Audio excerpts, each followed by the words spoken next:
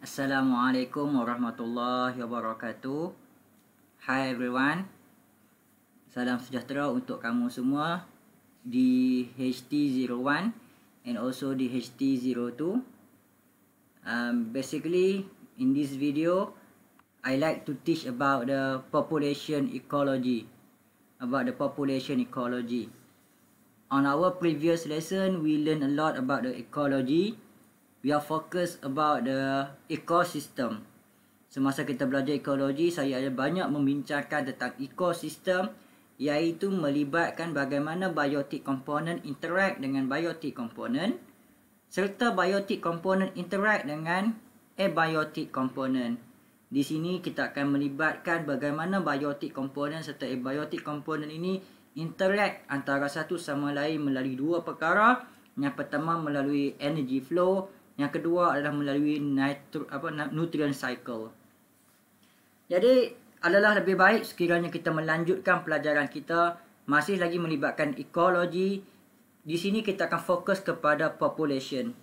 Sebelum ini kita banyak bercakap tentang ekosistem. Sekali ini kita memfokuskan kepada population. Population ini adalah satu group of individu that occupy the same area. Jadi satu kumpulan individu organism di mana organisme ini yang sama ini memenuhi satu ruang yang sama. Di situlah mereka membiak. So it's about the study of population. Dalam satu-satu population ini kita akan tengok bagaimana population ini boleh berkembang. How the population can grow. The growth of population here bergantung kepada density, bergantung kepada distribution, and what is the age structure of the population. So kita akan study bagaimana population growth ini berlaku dalam keadaan yang dynamic. Sometimes dia akan naik populasi itu, kadang-kadang bilangan populasi itu akan menurun. Jadi kita akan tengok bagaimana dia berlaku. Populasi yang meningkat ini adalah sebagai contoh bagaimana individu itu bertambah dari segi bilangan, population itu bertambah dari segi bilangan, dan boleh bertambah lagi dari segi bilangan sehinggalah mencapai tahap limitasinya. So sebagaimana kita lihat dalam satu kawanan haiwan ya, sebagai contoh lembu yang berada dalam satu ladang ataupun lembunya ada pada satu padang rumput. Daripada 2 lembu kepada 4 lembu, kepada 4 jadi 8, 8 seterusnya kepada 16 sehinggalah kawasan padang rumput itu dipenuhi dengan lembu. Apabila ketumpatan bilangan lembu itu semakin banyak, maka berlakulah limitasi kepada pertambahan lembu yang berikutnya. Ini kita akan study dengan baik dalam topik ini ya pelajar semua. Jadi population growth, kita fokus kepada growth. Population growth is about a change. A change in what?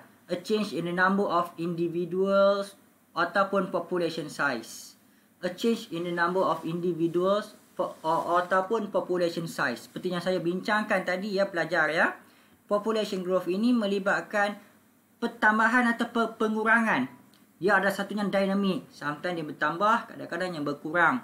Sebagaimana yang kita bincangkan dalam aspek kawanan lembu tadi. So lembu ini bilangan dia boleh bertambah dalam satu populasi yang sama dekat satu padang rumput. Sehinggalah apabila dia mencapai ketumpatan yang sangat padat dan penuh dengan lembu pada padang itu, berlakulah persaingan antara satu sama lain. Berlakulah wabak di situ, menyebabkan bilangan lembu akan menurun. Kemudian dia menaik semula, turun, naik semula kepada satu keadaan yang mendatar, stabil, di mana populasi itu terhad pada bilangan yang tertentu sahaja. So, in the population growth, ada perkataan growth di sini, adalah satu keadaan di mana number of organism ini change over time. Dan dia berlaku disebabkan beberapa perkara. Yang pertama birth. Yang kedua immigration. So apabila berlaku birth ataupun immigration, a population size itu akan bertambah.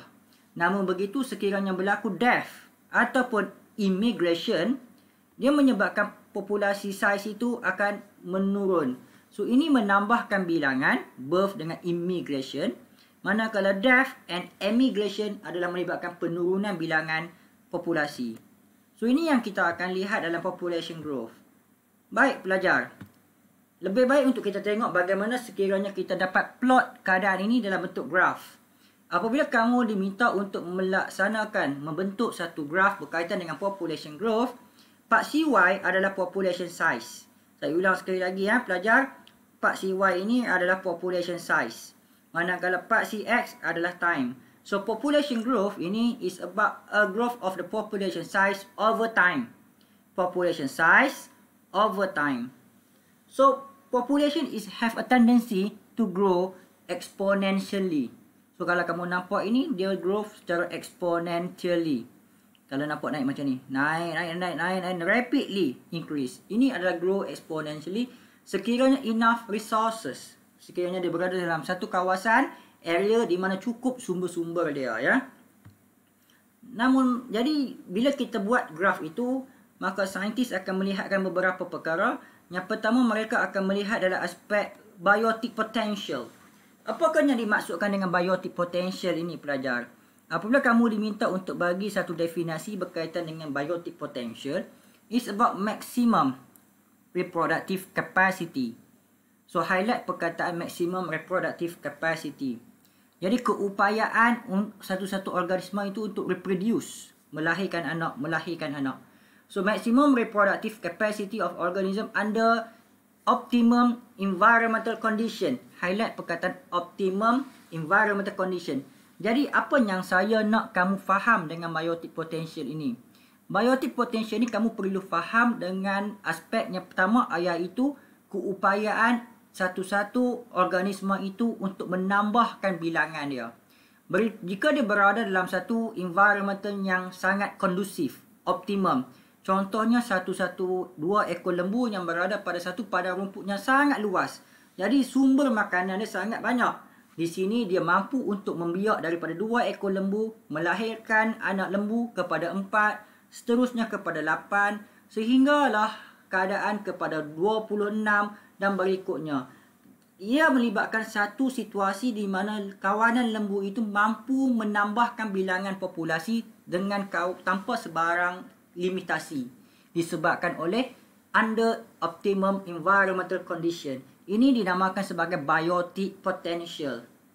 So apabila condition itu optimum, iaitu tanpa sebarang limitasi, maka organisma itu boleh bertambah bilangan dia.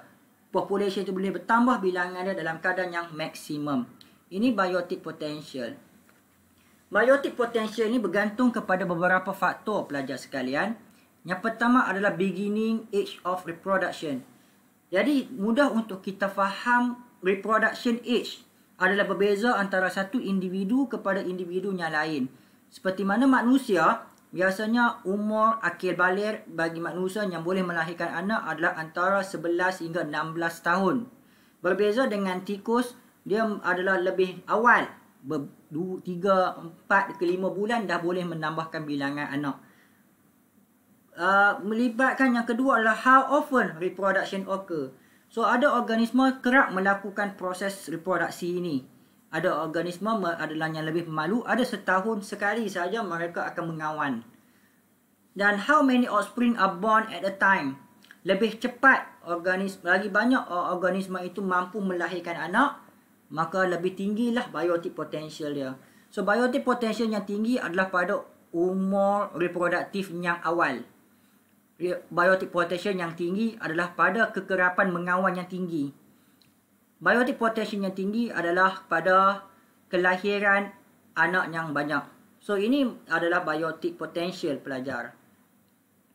Berikutnya, selain daripada kamu faham biotic potential, kamu juga kena faham environmental resistance.